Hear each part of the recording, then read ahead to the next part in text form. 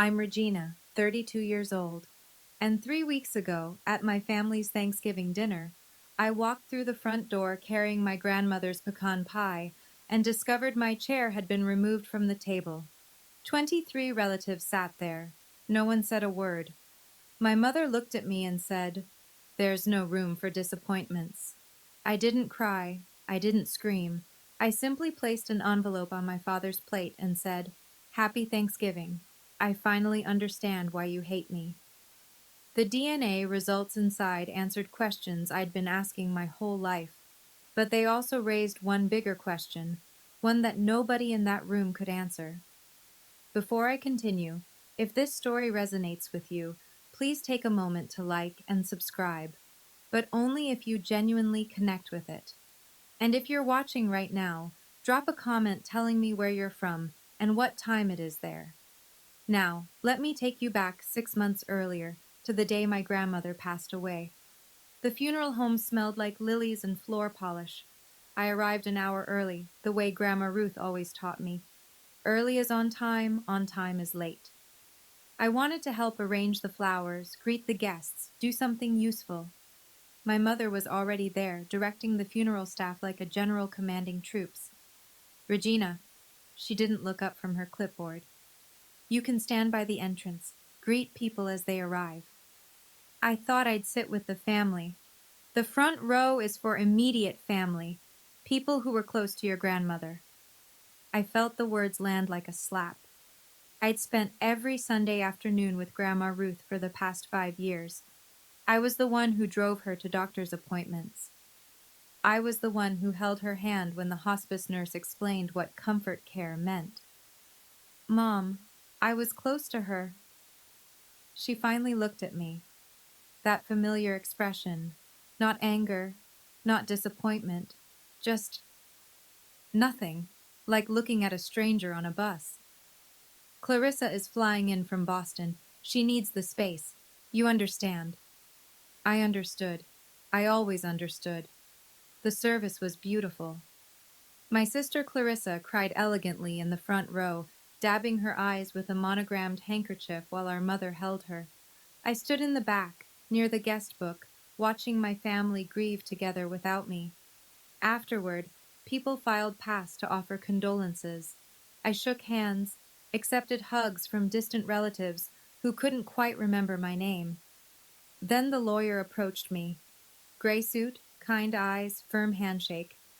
"Miss Seaton, I'm David Morris, your grandmother's attorney. She left something specifically for you." He paused.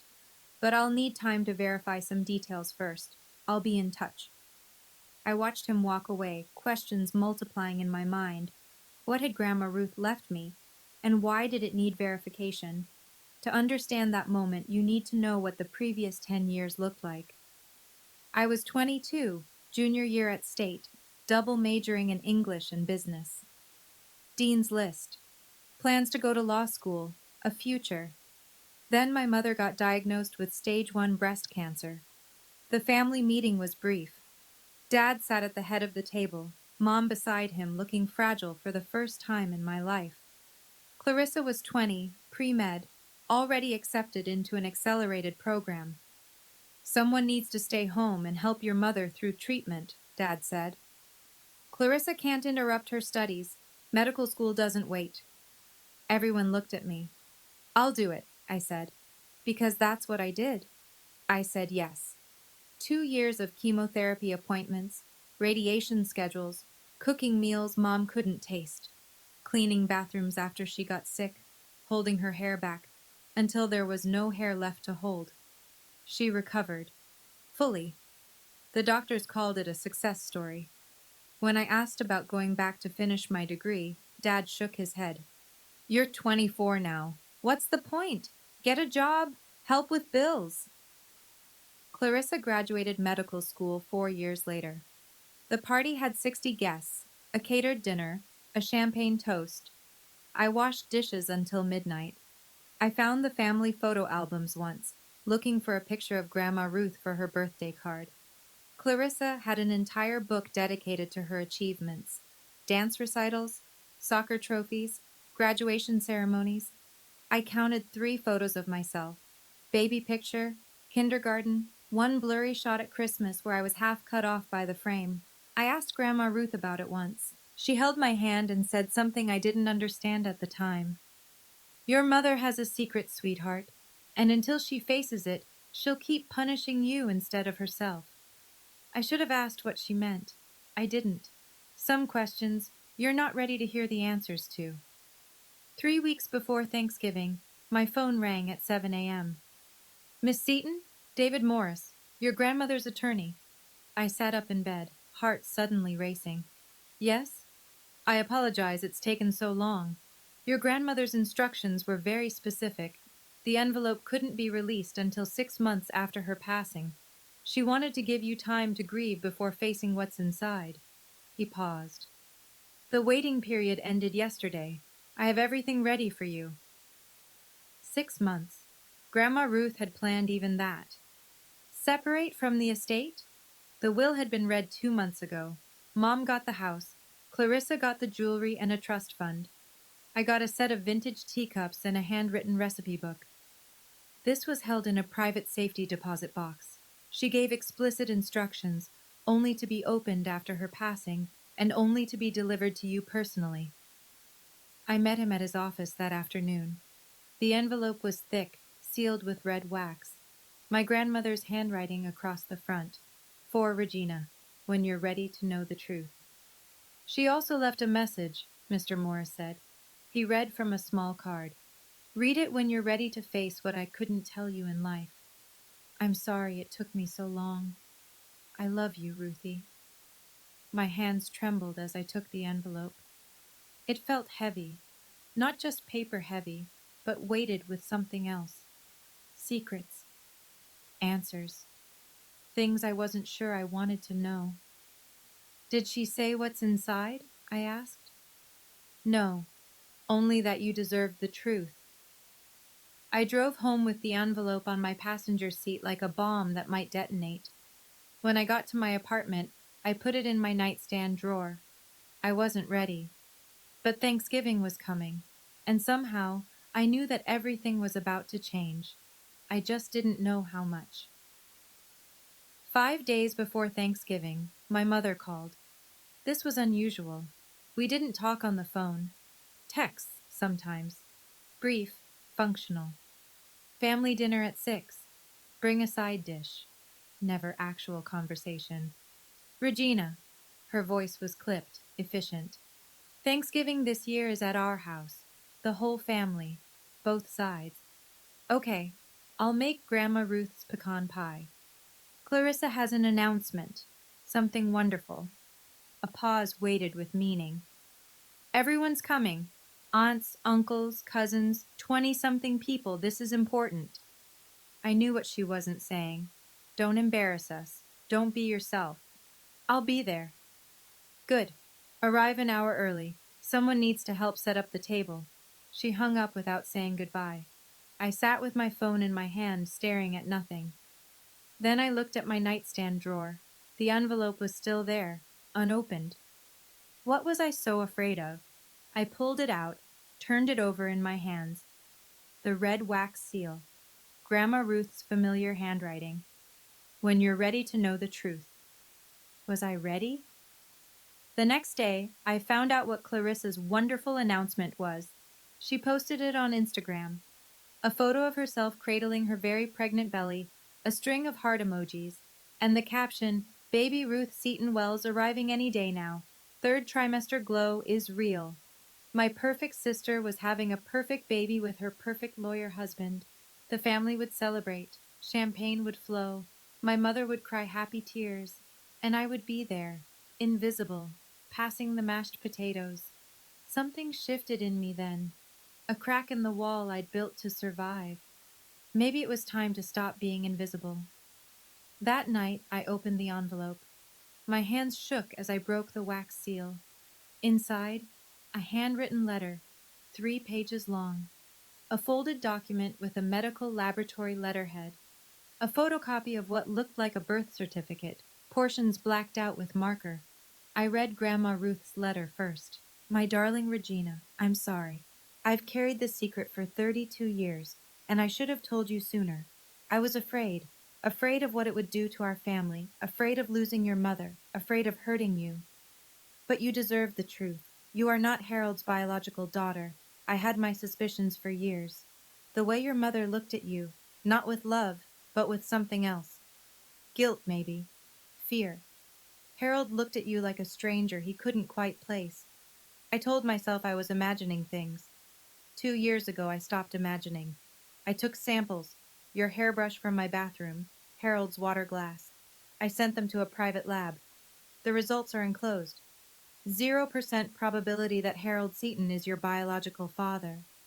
I confronted your mother. She begged me not to tell anyone. She cried and said if Harold found out, he'd leave her. She made me promise to stay silent. I kept that promise while I lived.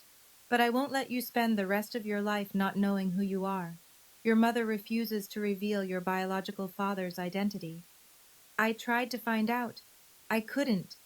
That secret she guards with her life. I'm sorry I wasn't braver. I'm sorry I let her punish you for her own mistake. You didn't deserve any of it. I love you more than you know. Grandma Ruth. I read the DNA report 3 times. The numbers blurred through my tears. 0% match. 32 years of being treated like an outsider. Now I knew why. But who was my real father? I didn't sleep that night. I sat on my apartment floor, papers spread around me like evidence at a crime scene. The DNA report, the letter, the birth certificate with its blacked out sections. Someone had deliberately obscured the father's name. My whole life rearranged itself in my mind. The way my mother flinched when I tried to hug her. The way my father looked through me like I was a window he'd rather keep closed. The way Clarissa got everything, the tuition, the parties, the praise, while I got the leftovers. It wasn't random. It wasn't because I'd failed somehow. It was because every time they looked at me, they saw the evidence of a lie. I had 2 choices. Keep quiet, fold the papers back into the envelope, show up at Thanksgiving, set the table, pass the gravy, be invisible, stay the family disappointment, never know who I really am, or speak, risk everything, lose the family I'd spent 32 years trying to earn, but finally stop apologizing for existing. I thought about what Grandma Ruth wrote. You didn't deserve any of it. 32 years I'd believed I was broken, that if I just tried harder, loved more, gave more, sacrificed more, someday my parents would love me back. The DNA report said what I'd always felt but couldn't prove. I was never going to win. The game was rigged from the start. I photocopied the documents, put the originals in my safe, slid the copies into a fresh envelope. I wasn't going to Thanksgiving for revenge. I was going for answers. And if they pushed me, if they proved one more time that I had no place at their table, then I would give them the truth they'd been hiding from for 32 years. The truth doesn't need permission, it just needs someone brave enough to speak it. Thanksgiving morning, cold and bright, the kind of November day that looks pretty but bites. I parked behind my sister's white Mercedes in our parents' driveway. The house looked like a magazine cover, wreaths on the door, pumpkins on the porch, a gather together banner in the window. The envelope sat in my coat pocket. I'd promised myself I wouldn't use it unless they forced my hand. Be calm, be patient. Give them one more chance. Mom opened the door before I could knock. You're late. I'm 10 minutes early. I said an hour early. Clarissa's already inside. We're behind schedule. She turned and walked away, leaving me to close the door myself.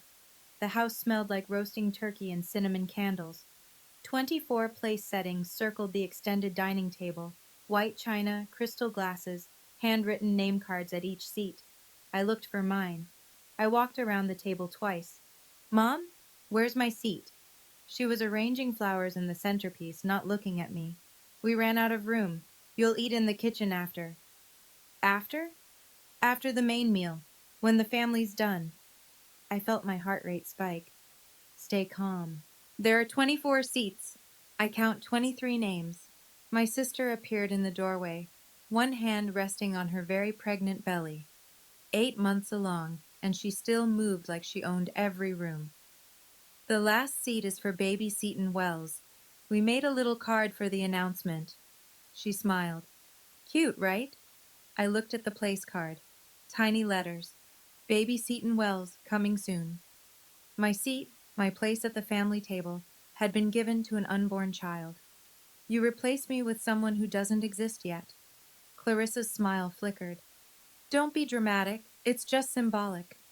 The envelope felt heavier in my pocket. One more chance, I told myself.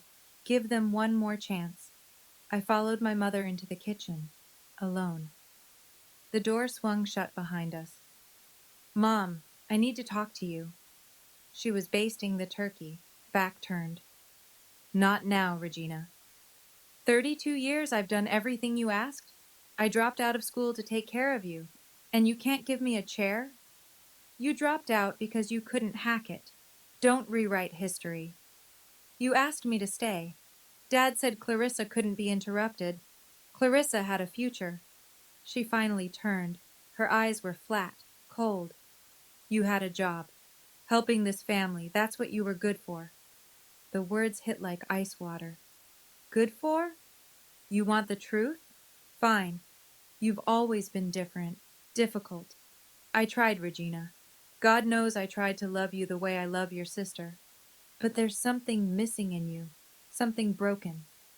I felt the envelope against my chest, the truth burning a hole in my coat. Something missing in me, I repeated. Or something you're not telling me? Her face changed. Just for a second, a flash of fear before the mask came back. I don't know what you're talking about. I think you do. The kitchen door swung open. My father stood there, whiskey glass in hand. Everything all right? Mom's voice went syrup sweet. Fine, honey. Regina was just leaving to help greet guests. I looked at my father, the man who'd never hugged me, never said he was proud of me, never looked at me the way he looked at Clarissa. Sure, I said. I'll go stand by the door, like the help. I walked past him, stopped, turned back. Happy Thanksgiving, Dad. He didn't respond. He never did. I found my father in his study 20 minutes later. He sat in his leather chair by the window, staring at the backyard where I used to play alone while Clarissa had friends over. His whiskey was untouched. Dad, he didn't turn. What is it, Regina? I don't have a seat at the table. Your mother handles the arrangements. And you're okay with that? Your own daughter eating in the kitchen like a servant? Silence. He swirled his drink. Ice clinked against glass. You're not... He stopped himself. I'm not what? He finally looked at me. And in his eyes, I saw something I'd never noticed before. Not hatred, not disappointment, just emptiness. Like looking at a wall where a picture used to hang. You're your mother's daughter, he said. She decides. I'm your daughter too. The silence stretched so long I could hear the clock ticking on his desk. You're your mother's daughter, he repeated. The emphasis was different this time, a weight I was only beginning to understand. Dad, if there's something I should know... Drop it, Regina. He turned back to the window. Today is about Clarissa, about the baby. Don't cause problems. I've never caused problems. That's the one thing I've never done. Then don't start now. I left his study with a new certainty crystallizing in my gut. My father knew something. Maybe not everything, but something. And he'd chosen silence over truth, comfort over honesty. He'd watched me be treated like an outsider for 32 years, and he'd never said a word. That wasn't neutrality. That was complicity. The guests would arrive soon. I could hear car doors closing in the driveway, voices calling holiday greetings. One more chance, I'd told myself. They were running out of chances. Aunt Margaret arrived at 2:15. I saw her through the living room window, my mother's younger sister, the one who sent me birthday cards with handwritten notes when everyone else forgot. She was 64, but moved like someone younger, silver hair cut short, kind eyes that always seemed to see more than she said. I opened the door before she could ring the bell. Regina, she pulled me into a hug, not the brief, performative kind my mother gave, a real one. How are you holding up? I'm fine. Sweetheart, I asked how you're holding up, not for the polite answer. Something in my chest cracked open. They didn't give me a seat at the table. Her jaw tightened. Of course they didn't. She looked past me into the house, toward where my mother was holding court in the living room. Diane hasn't changed. She never will. I lowered my voice. Aunt Margaret, before Grandma Ruth died, did she ever talk to you about me? About anything unusual? She went still, very still. Why do you ask? The lawyer gave me something, from Grandma. She said I deserved to know the truth. Aunt Margaret's eyes closed briefly. When she opened them, they were wet. She sent you the results, didn't she? My heart stopped. You know? I drove her to the lab. Her voice was barely a whisper now. 2 years before she died. She made me promise not to tell anyone until she was ready. Then she got sick so fast and... Aunt Margaret, who is my real father? I don't know. Only Diane knows that. She gripped my hands. But whatever you're planning to do, Regina, be careful. Your mother has spent 32 years burying this. She won't let it come up without a fight.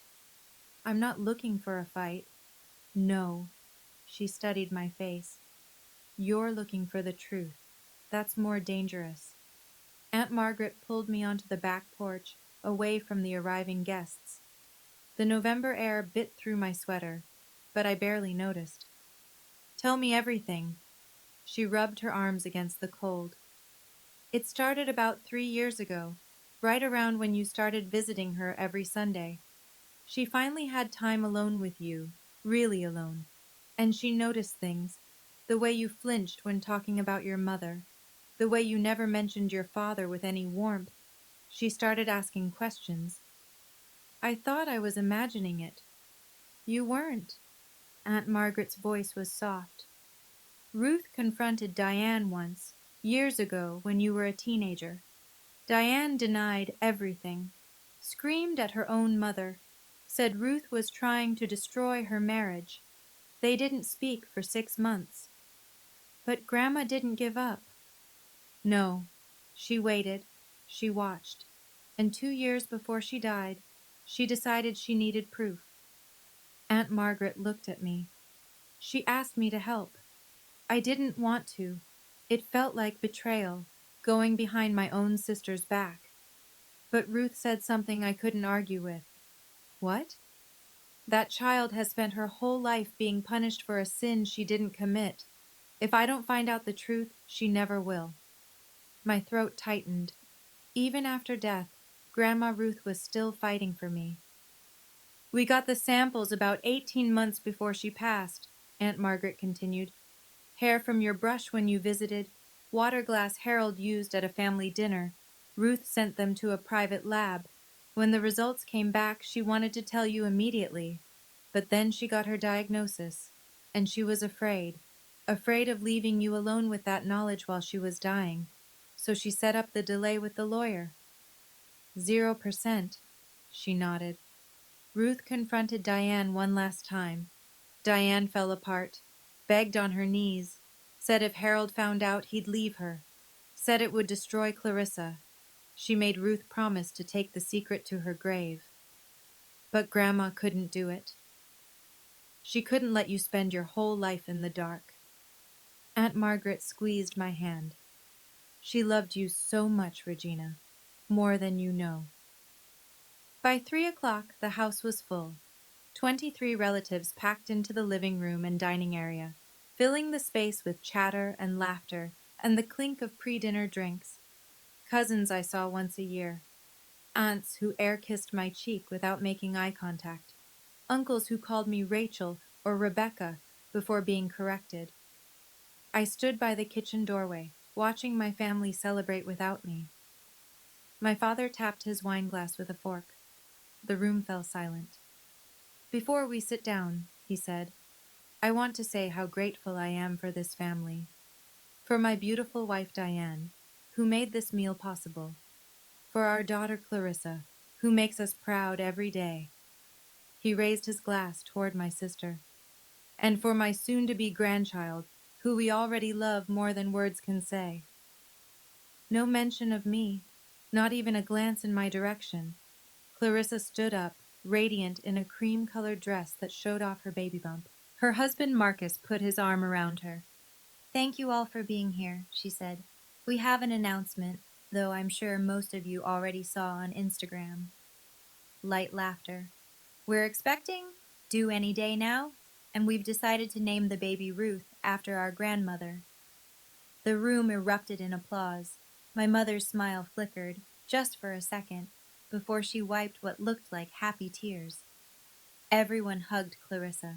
I stood frozen. They were naming the baby after Grandma Ruth. I watched my mother's face carefully. She hadn't known about this. Clarissa had probably announced it to surprise her, thinking it would be sweet. The irony was so thick I could choke on it. My mother was trapped. She couldn't object without explaining why, and she couldn't explain why without revealing everything. For once, Clarissa's thoughtlessness had backed our mother into a corner. Aunt Margaret caught my eye across the room.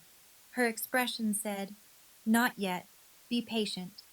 But patience was getting harder by the minute. "Regina," my mother's voice cut through the noise. "Guests are seated. Go to the kitchen and make sure the serving dishes are ready. Let the adults enjoy the meal." Let the adults enjoy the meal. I was 32 years old. I need to pause here for a moment because I know some of you understand exactly what I'm feeling right now. Have you ever stood at the edge of a family gathering, watching everyone else belong, wondering why you never could? If you have, comment "I understand" below. And if you haven't subscribed yet, now's the time, because what happens next changes everything. Let me tell you about the toast. The toast started innocently enough. Clarissa stood at the head of the table, sparkling cider in hand. No alcohol this close to her due date. Pregnancy glow in full effect. 23 faces looked up at her adoringly. I stood in the kitchen doorway, dish towel over my shoulder like a uniform. "I want to thank everyone for being here," she began, "especially Mom and Dad, who sacrificed so much to give me every opportunity. The piano lessons, the private school, the medical degree." She laughed. "I know I wasn't cheap." Polite chuckles around the table. "And I want to acknowledge someone else." She turned toward me. My heart lifted for one stupid, hopeful second. "My sister Regina, who stayed home when Mom was sick so I could pursue my dreams." The room made sympathetic noises. I waited for the rest, the gratitude, the recognition, something.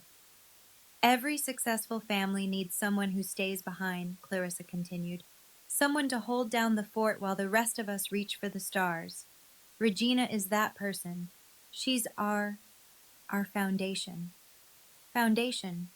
The thing people stand on, walk over, never see. "So thank you, Regina, for being—" She paused, searching for words. "Reliable, steady, you know, the dependable one." More murmurs of agreement. An aunt nodded sagely. "Every family needs a Regina." Clarissa raised her glass. "To family!" "To family," everyone echoed. I didn't raise anything. My hands were full of serving dishes I'd been carrying when she started her little speech. Dependable, reliable, steady, not smart, not accomplished, not loved, just useful. My mother caught my eye and smiled, the kind of smile that said, "See how generous we are, acknowledging you at all." The envelope in my pocket felt like it was burning through my coat. Not yet, I told myself, but soon.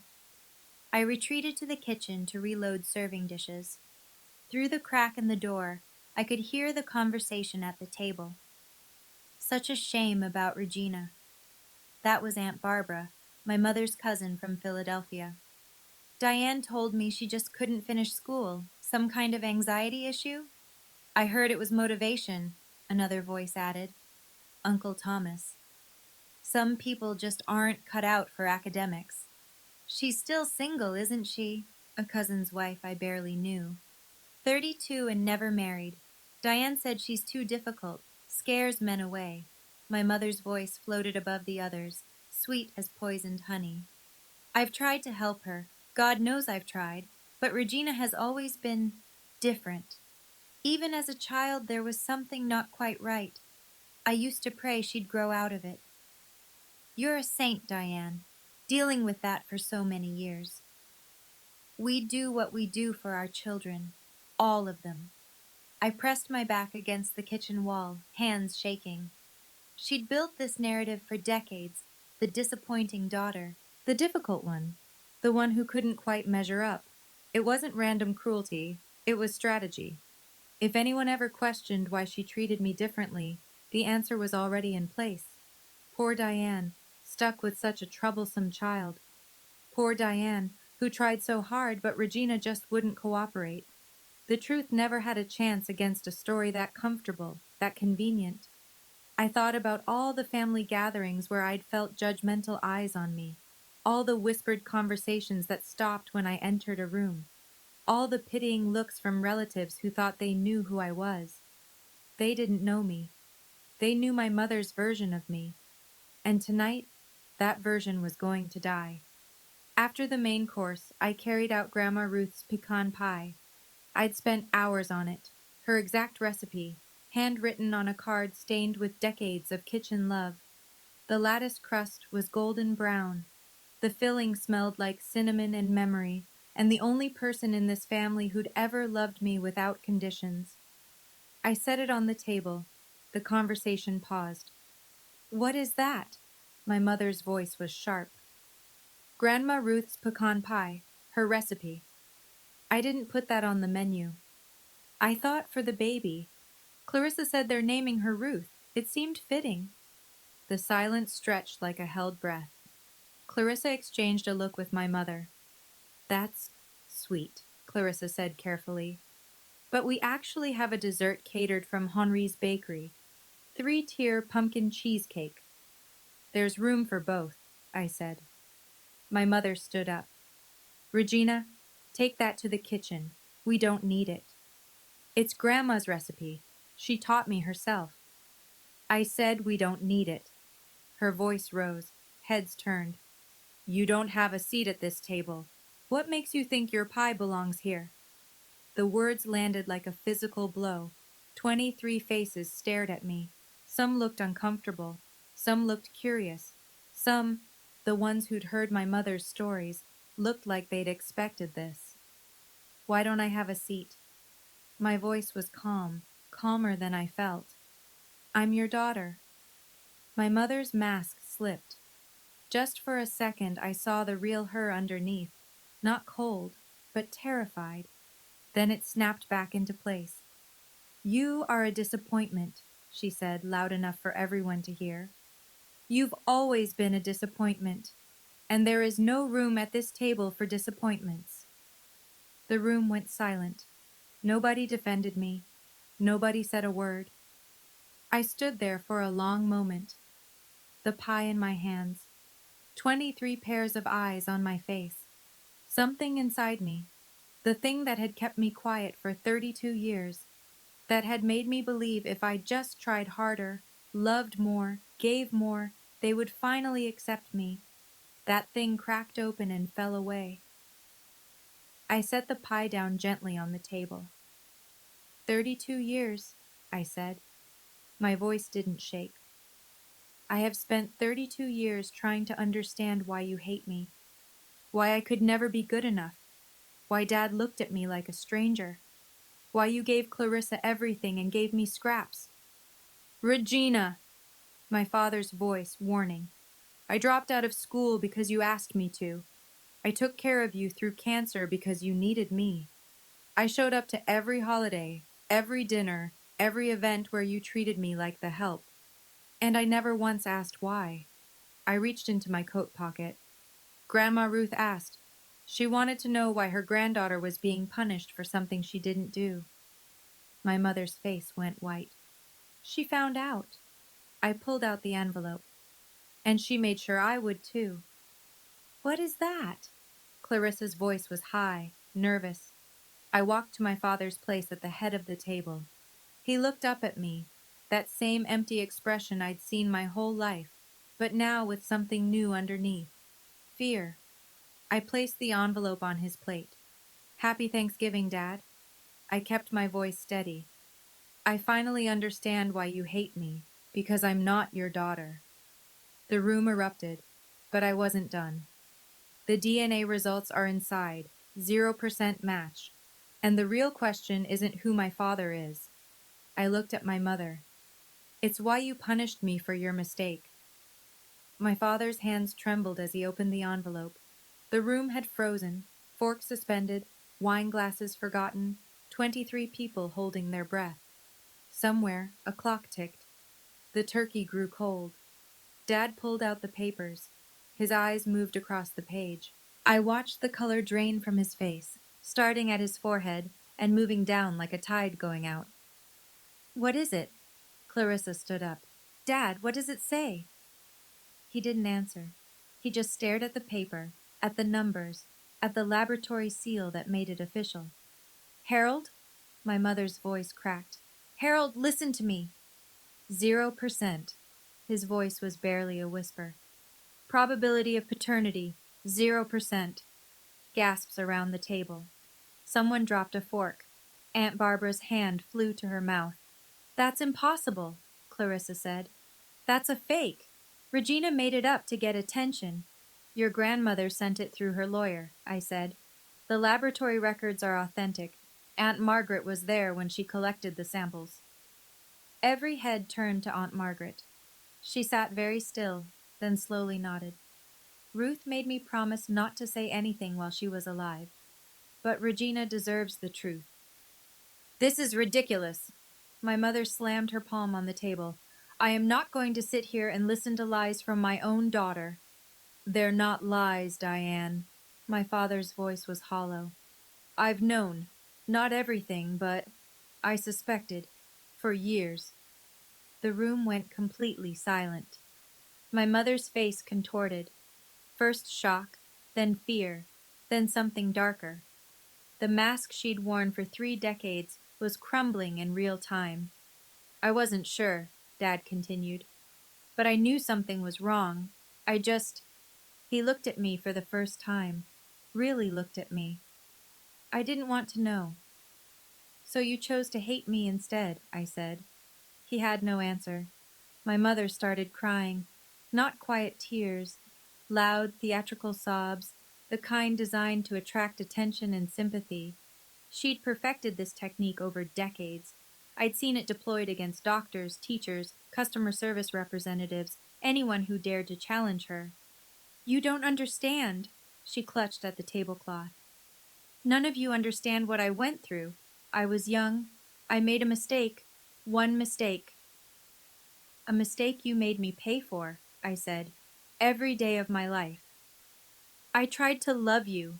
God knows I tried. She looked around the table, seeking allies. But every time I looked at you, I saw what I'd done. It was too hard. Don't you see? I'm the victim here. Aunt Margaret stood up. Her voice was steady and cold. Diane, you had an affair. You got pregnant. You lied to your husband and let him raise another man's child. And when that child became a daily reminder of your guilt, instead of dealing with it, you abused her. I never abused anyone. You denied her love. You denied her a place at your table. You told everyone who would listen that she was broken, difficult, a disappointment, so that no one would ever believe her over you. Murmurs around the table, people shifting in their seats. The cousins and aunts and uncles who'd spent years accepting my mother's version of events were seeing it differently now.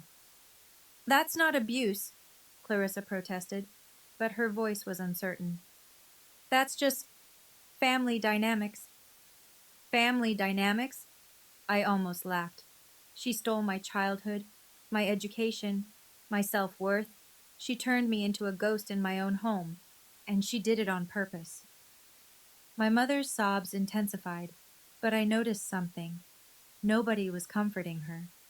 For the first time in 32 years, nobody was on her side. My father sat motionless, the DNA report still in his hands. Dad? Clarissa's voice shook.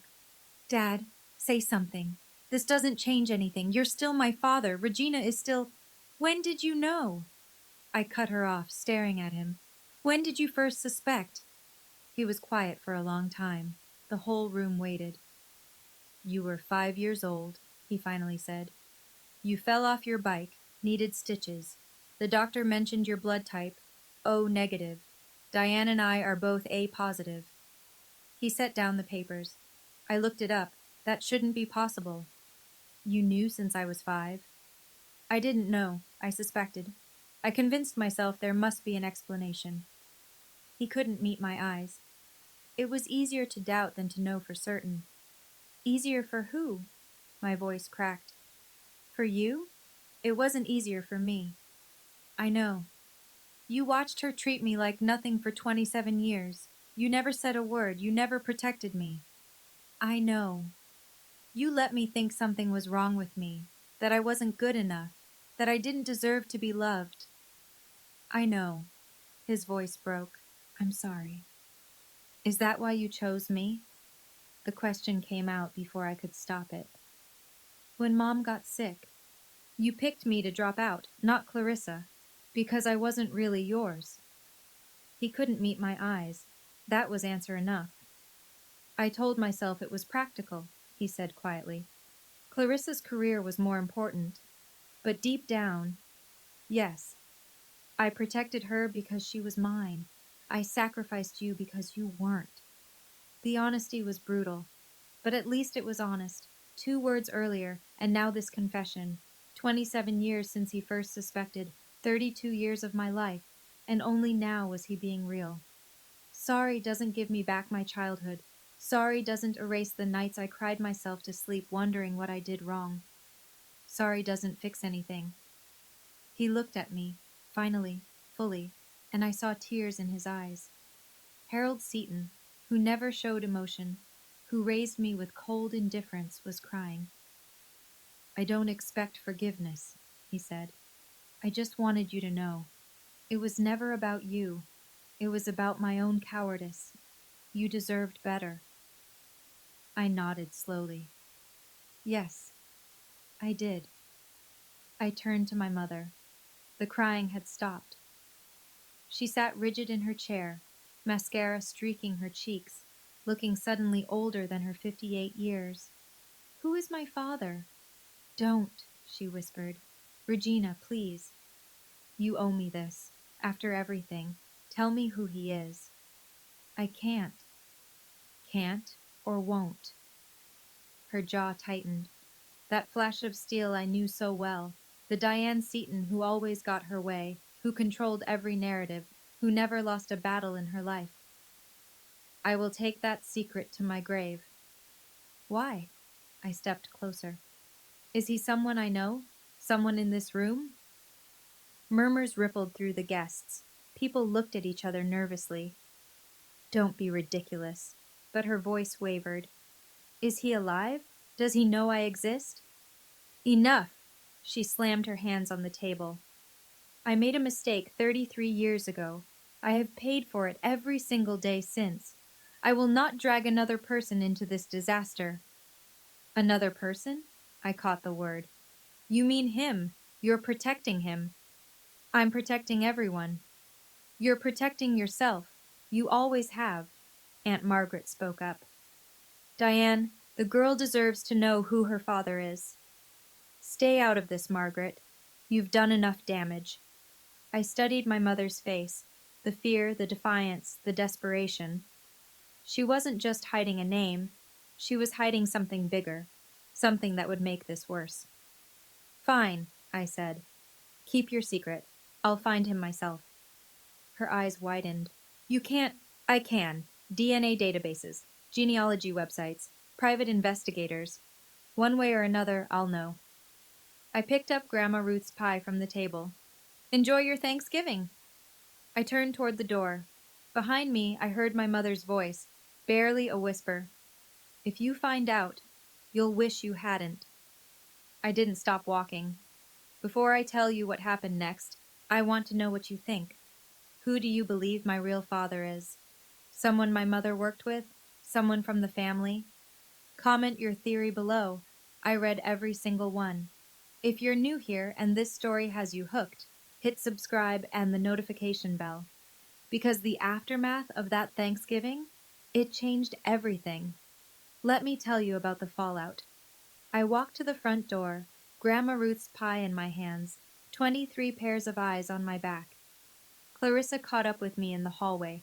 Regina, wait. She grabbed my arm. Her face was blotchy, mascara running. You can't just leave. You've destroyed everything. Did you hear what I said in there about the DNA? I heard. Her voice cracked. But that doesn't. I mean, you're still my sister, right? We grew up together. Mom is still your mom. For a moment, I saw something real in her eyes. Fear. The same fear I'd lived with my whole life. The terror of not belonging. Then it hardened into something else. This was supposed to be my day. My special day. And just like that, the moment was gone. I stopped, turned. My sister's perfect face was flushed, panicked, mascara threatening to run. What exactly did I destroy, Clarissa? Thanksgiving, Mom and Dad's marriage, my pregnancy announcement. Her voice rose. This was supposed to be my day, my special day, and you made it about you. I looked at her, really looked, for the first time in years. The golden child, the perfect daughter, the one who got everything I was denied. You've had 32 years of special days, I said quietly. Every birthday party that was bigger than mine. Every achievement that was celebrated while mine was ignored. Every time Mom looked at you with love and looked at me with nothing. That's not my fault. No, it's not. I pulled my arm free. But you enjoyed it. You never once questioned why I was treated differently. You never stood up for me. You just accepted that you deserved more. Her mouth opened, closed. No words came out. I'm not angry at you, Clarissa. I'm just done pretending we're sisters in any way that matters. We share a mother. We share a woman who loved you and resented me. That's not the same thing. I opened the front door. Cold November air rushed in. Regina. Clarissa's voice was small now. Will I ever see you again? I considered the question. 32 years of being her shadow, her backdrop, her foil. Maybe, when you're ready to see me as a person instead of a prop. I stepped out into the cold. The door closed behind me.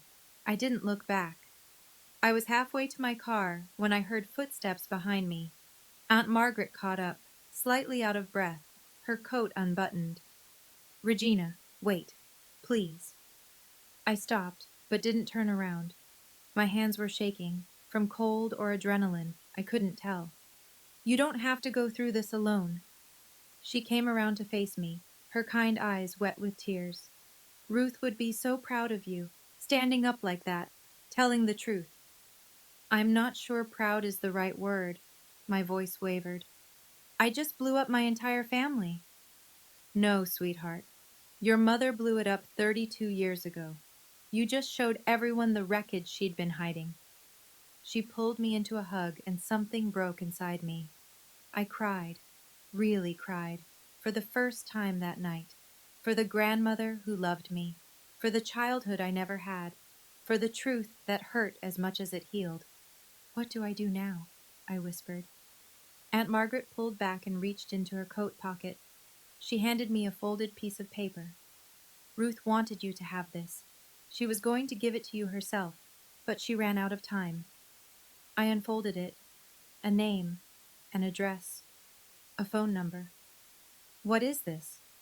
A private investigator specializes in genealogical searches. Ruth had already started the process of finding your biological father. She paused. She narrowed it down to 3 possibilities before she got too sick to continue.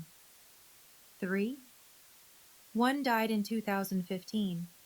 One lives in Europe. She pointed to the address. One lives 20 minutes from here. My heart stopped. 20 minutes. He doesn't know about you, Aunt Margaret said softly. But if you want to find out who he is, this woman can help.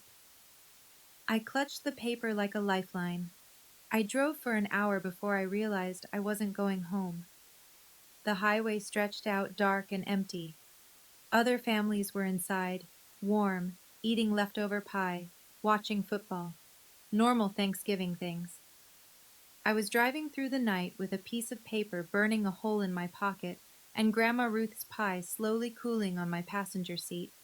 I pulled over at a rest stop near the state line. The parking lot was empty, except for a few long-haul trucks. I turned off the engine and sat in the silence. My whole life, I'd been waiting for my parents to explain why they didn't love me. I'd tried everything, being perfect, being invisible, being useful. Nothing worked. Now I knew it never could have worked. I wasn't their failure. I was their secret, their shame. Every time they looked at me, they saw the lie at the center of their marriage. I pulled out my phone and looked at the number on the paper. The investigator. The trail to my biological father. Part of me wanted to call right now, drive to his house, knock on his door. Another part was terrified. What if he was worse than Harold? What if he knew about me and didn't care? What if finding him just gave me another father who didn't want me? I looked up at the sky through my windshield. The stars were bright out here, away from the city lights. Grandma, I whispered, what do I do? The wind picked up, rocking my car gently. I thought about what she'd written in her letter. You deserve to know who you are. Maybe that was the answer. Not what I would find, but who I would become in the searching. I turned the car back on. I still didn't know where I was going, but for the first time, I was the one driving. 1 week after Thanksgiving, my phone buzzed with a text from Aunt Margaret. Your father filed for divorce this morning. Thought you should know. I stared at the message for a long time. 35 years of marriage ended with a courthouse filing. Over the next few days, the updates trickled in. Harold had moved into a hotel downtown. He'd hired a lawyer, a good one, apparently. Diane was claiming the DNA test was inadmissible, that I'd fabricated it for attention, that she was the victim of a coordinated attack. Nobody was buying it. The family is splitting, Aunt Margaret told me over coffee that Saturday. Barbara called to apologize for all the things she said about you over the years. Said she feels sick about it. Thomas wants to have lunch with you. Says he judged you unfairly. Now they believe me. Now they can't pretend they don't. She stirred her coffee. Your mother called me 17 times yesterday. She's losing the narrative, and she doesn't know how to function without it. My phone buzzed again.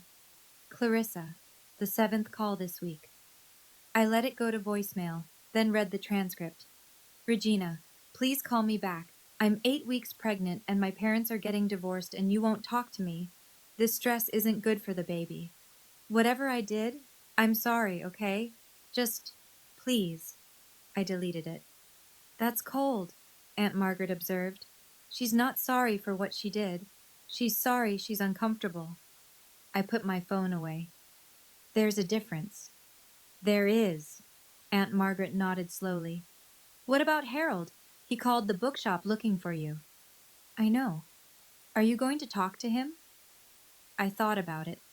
The man who knew or suspected and chose silence. The man who let me suffer to protect his own comfort. Eventually, when I'm ready. If I was ever ready. 2 weeks after Thanksgiving, Harold found me. I was shelving books in the biography section when I heard the bell above the door. Something made me look up. He stood in the entrance, smaller than I remembered, older. His coat hung loose on his shoulders, like he'd lost weight. Regina. His voice was hoarse. Can we talk? I led him to the coffee corner at the back of the shop. We sat across from each other at a small table. Two people who'd lived in the same house for 18 years and never really known each other. I'm not going to make excuses, he started. What I did, what I didn't do, was wrong. When you suspected, I said, when you first doubted I was yours, what stopped you from finding out for sure?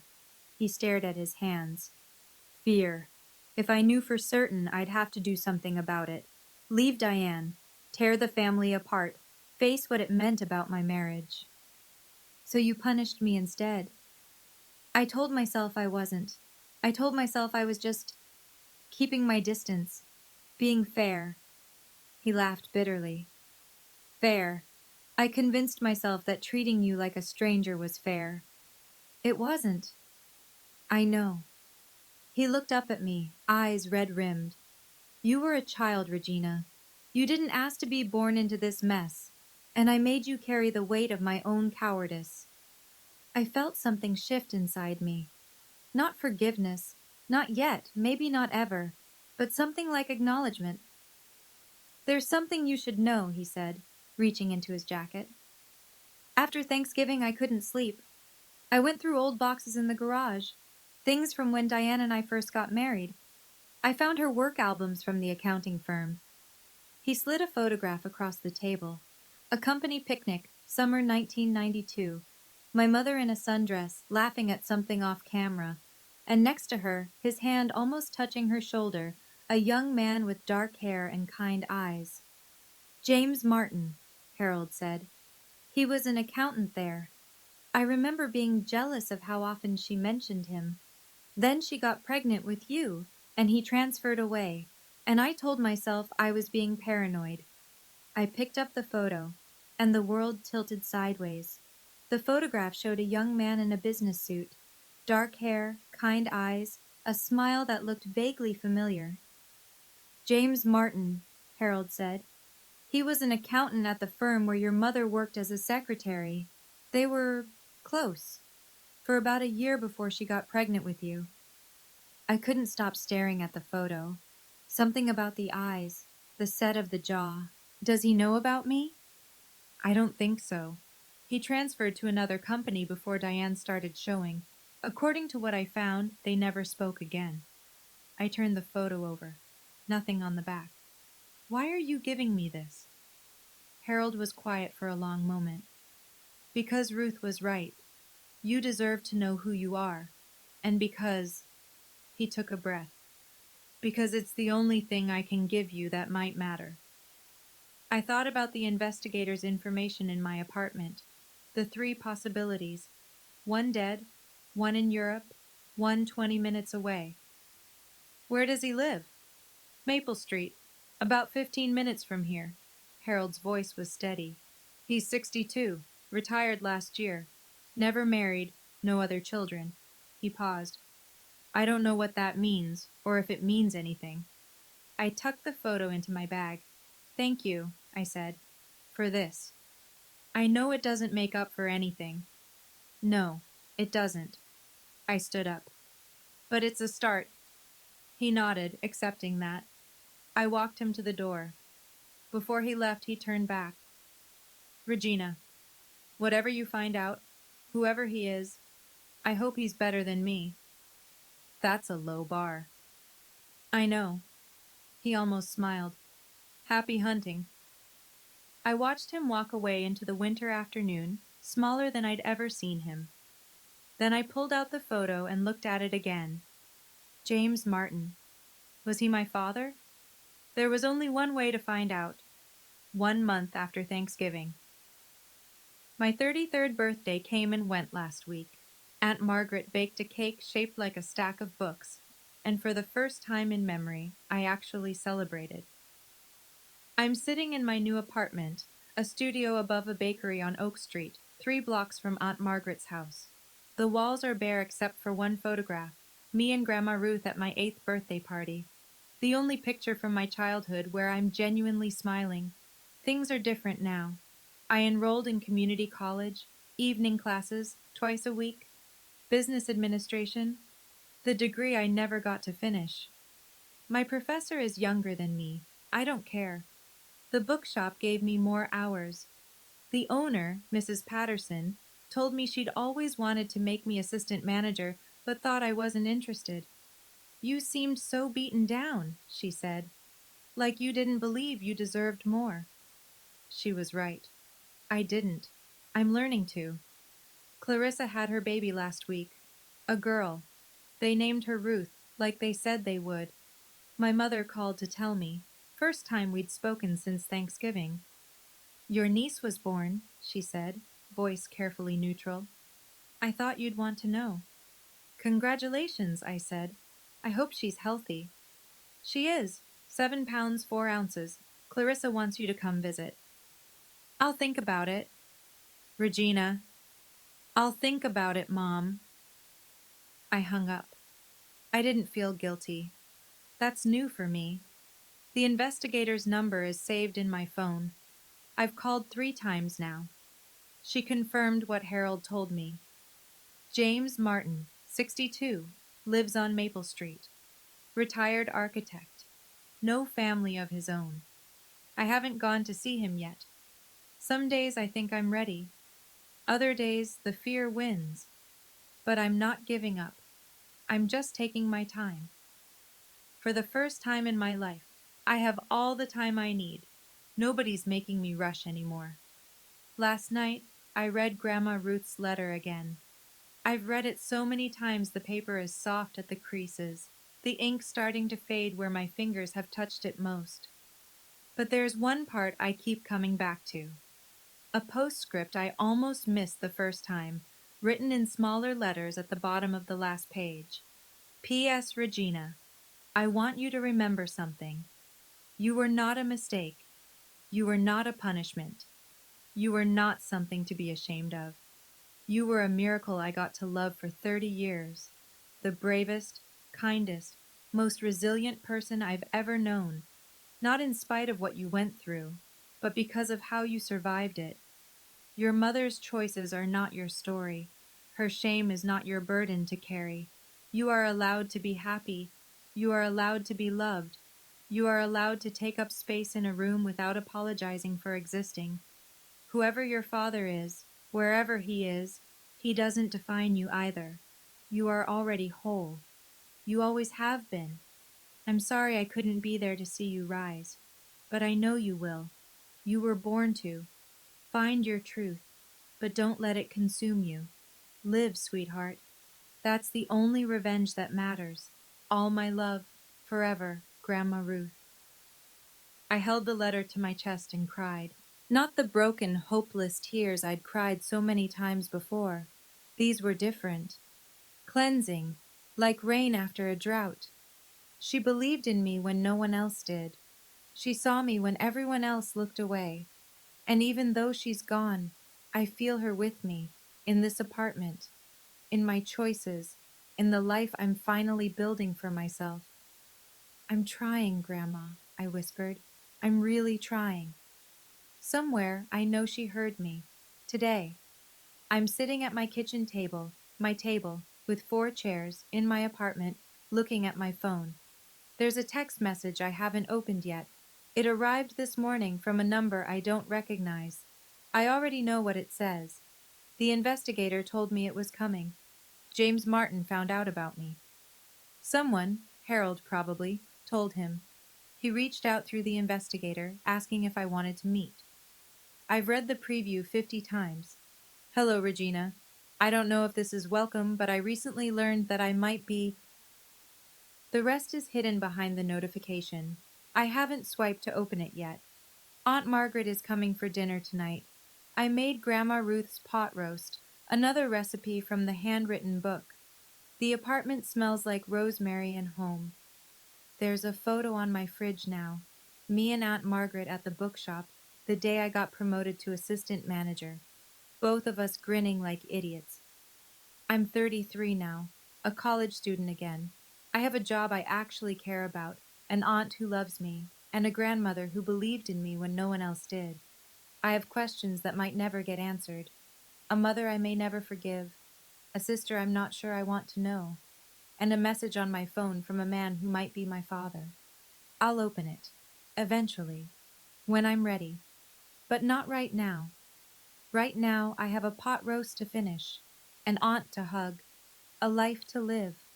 For the first time in 33 years, I get to choose what happens next. Not my mother, not Harold, not a secret that's older than I am. Just me, Regina Seaton, whoever that turns out to be. I'm finally holding the pen, and that's everything. If there's anything you take from my story, I hope it's this. You don't owe your silence to people who hurt you. Setting boundaries isn't abandoning your family, it's protecting yourself. And sometimes the truth hurts, but living a lie hurts more.